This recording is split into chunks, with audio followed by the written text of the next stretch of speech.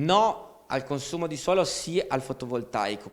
Il futuro si chiama energia pulita, ma il suolo va assolutamente preservato.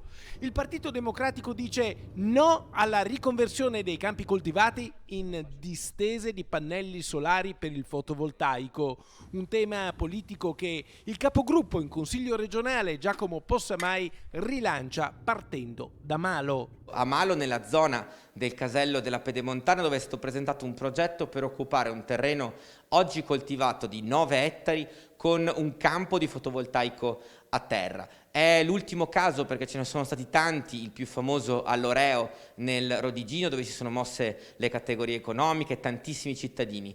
Il punto è molto semplice: le energie rinnovabili sono fondamentali, il fotovoltaico è importantissimo, ma non è pensabile di utilizzare spazi coltivati. Questa è una delle ultime battaglie del Partito Democratico: evitare l'eccessivo consumo del suolo in Veneto. Per questo è stato richiesto un progetto di legge che stabilisca regole certe e ponga dei limiti sull'installazione dei pannelli solari.